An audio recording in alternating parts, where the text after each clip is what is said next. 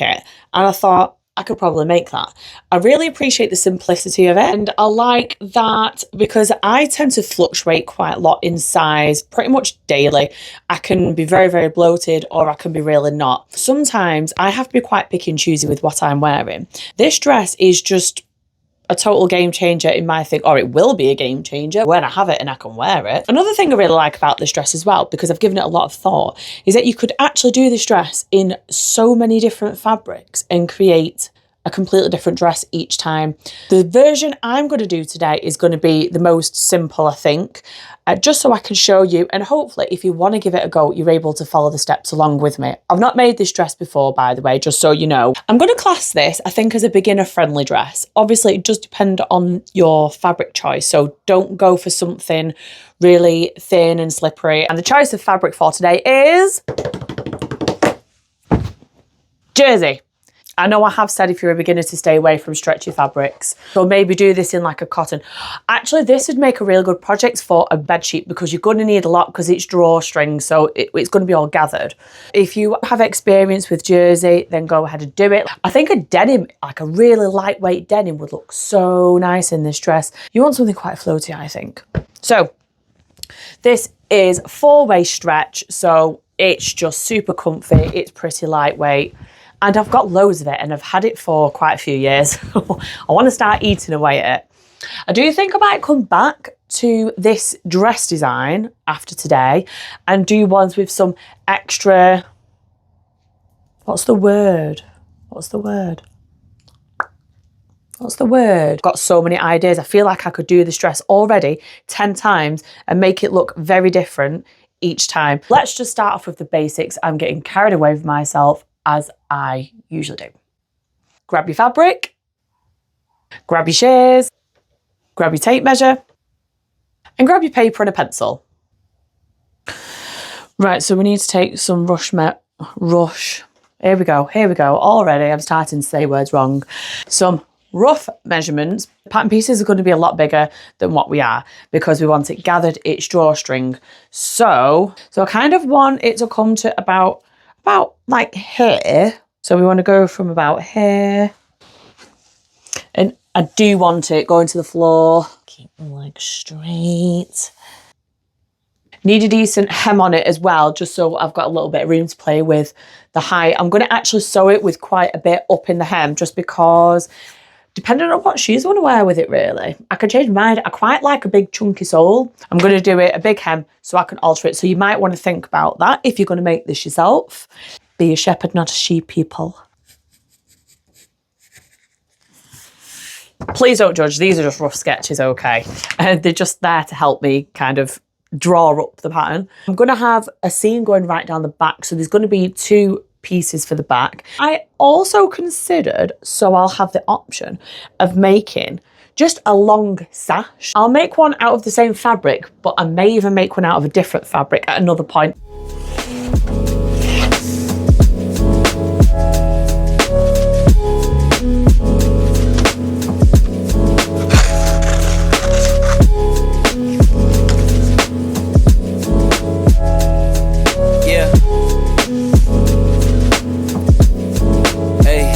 Beginnings on the cusp. Not too old to adjust. Old dog, new tricks. Remember? I've gone for a 2-to-1 gathering ratio. It is very, very wide, but it's a drawstring dress. So, you know, there's going to be loads bunched up together because the whole point in this is to be free flowing, it's baggy, it's comfy, it is not figure hugging. I've gone for a slight scoop, nothing major, and that's the back. If I want to do this dress again, but I'm not bothered about the keyhole bit at the back, use the whole thing. Otherwise, cut down there. So I'm only going to be using half of this, like so, but I'm going to cut 2. I may have noticed as well that I haven't done the full length of this dress because I don't see the point. I feel like it's just a waste of paper. There's no shape to this at all. It's the gathering at the top around the neckline and round the back with the drawstring that is going to give the shape. The rest is just going to like straight flow all the way down. I'll just mark out the desired length on the actual fabric.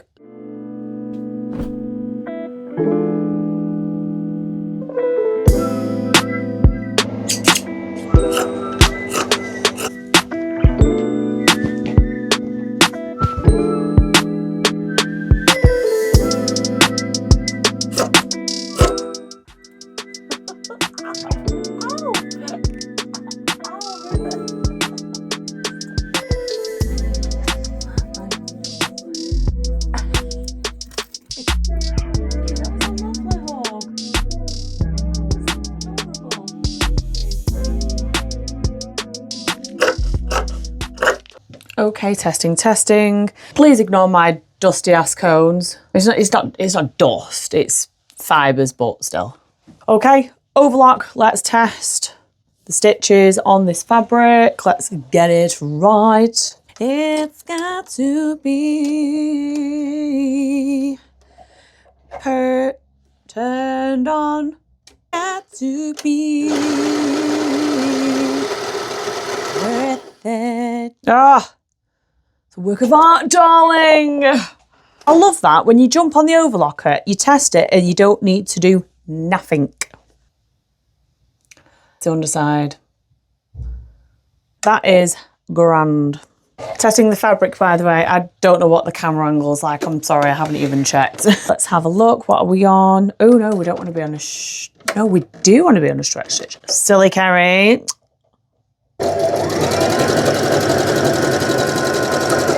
Gosh, I love this stretch stitch so much. It's just awesome. Oof, that's a sexy stitch. Oh, look at that. Yes, I know it's not very straight. It doesn't matter, it's just a test piece. Calm down. Look at that. This piece here, I'm gonna use for like the belt slash sash tie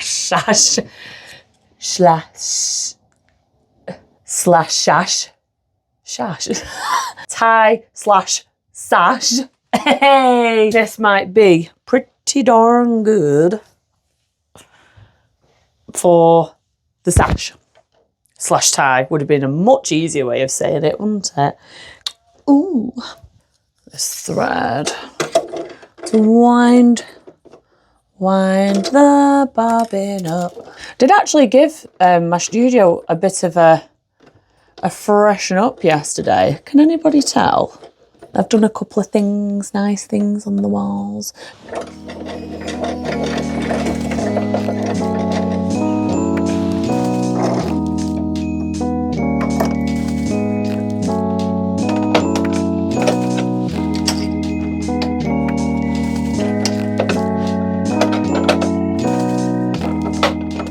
I need to skedaddle, I need to walk the ladies, I need to put washing out. Ta-da!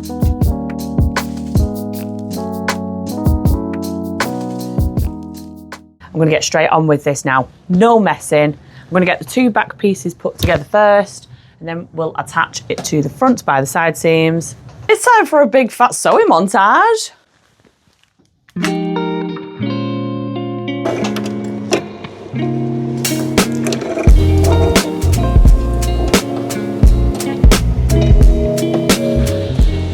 Here I'm just marking out where the drawstring channel is going to be.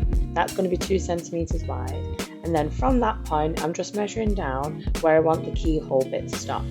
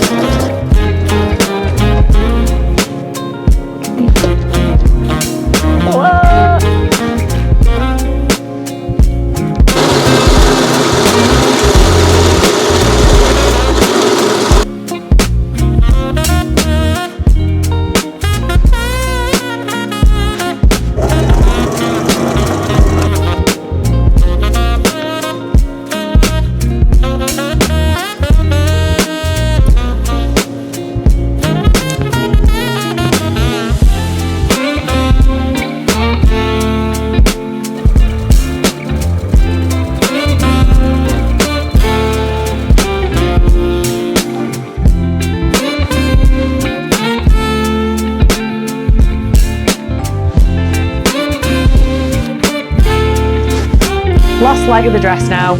Let's get it done. I ended up completely changing my mind about doing an ordinary hem, so I decided to do my all-time favourite, a lettuce edge hem instead. Oh, it really does not want to go through there. Crikey. Oh. Thought we were stuck then.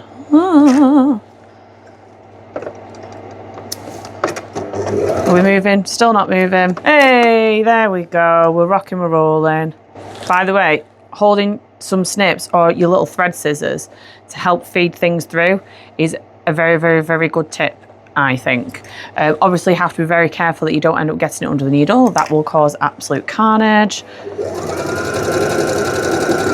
But yeah, and when you're doing the lettuce hem, guys, don't forget, pull it from the back, you pull it from the front, go, and sew through.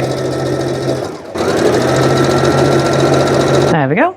Starting to go a bit curly-whirly now. I've just finished the first pass on the lettuce edge hem.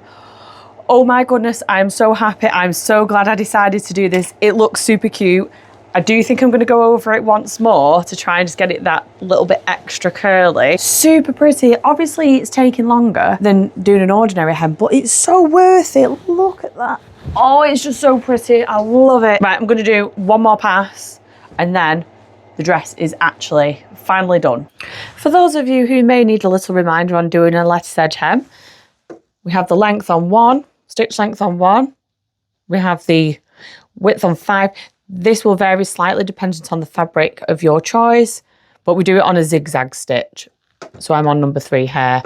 And also I fold the fabric over.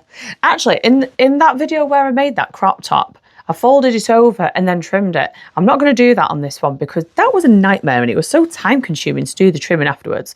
So I've just already tested out a trial piece.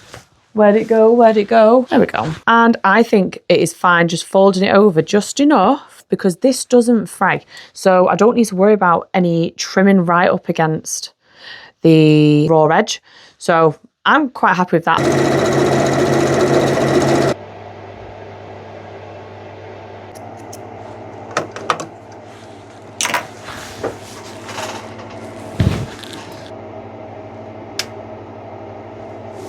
All I want is to be with somebody, take my pain away. I hear music playing so loudly, sing me now and the night wide awake. This dress has pretty much turned out as I hoped it would do. I've just put a belt on with it.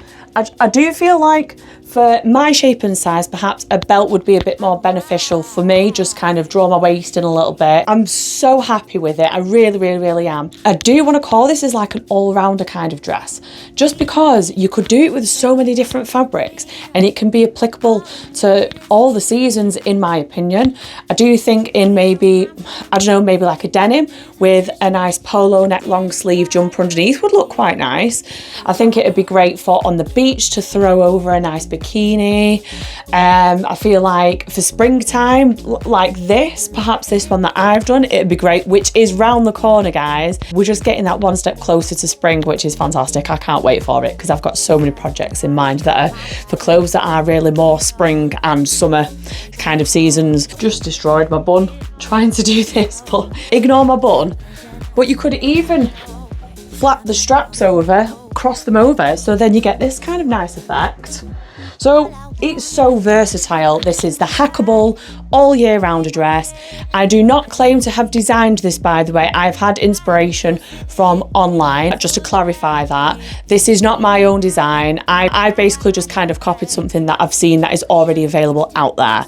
My opinion is that it is a very hackable design because of how much you can change it and all the different things you can do to it, and because of all the different fabrics you can make it out of, just so you know. This is my Hackable all year round dress. You can have it long, you can have it short, you can have leg splits, you can have it without, you can have, depending on the fabric type, a lettuce edge hem, and you can also kind of change how much you want it in or out. It's just, and with this that I've used, it has stayed in place as well. I was going to make the drawstring bit out of the same fabric as the dress, but I felt like it just needed something different. I felt like cream or white would go really nice with this marl grey. So that's why I pulled this out and decided to make it out of this. I didn't end up making the sash from this jersey just because I've kind of run out of time. I need to get this edit done so it's ready to upload on Sunday. I've just had a thought. Pockets, why didn't I put pockets in? I will definitely be doing that. I am 100% going to put pockets in because you cannot beat anything with a pocket, anything, especially if it looks like it wouldn't have a pocket and then you go for it and just go, oh, it's got a pocket. If you haven't already subscribed, then please feel free to do so, but don't forget to hit the notification button so you never miss one. This has been lots of fun to make. I hope you've enjoyed watching the video. Please do let me know in the comments. If you've got any ideas of some projects that you'd like me to have a go at, then please do let me know in the comments as well. I can feel the hair on my bun falling apart, flapping around.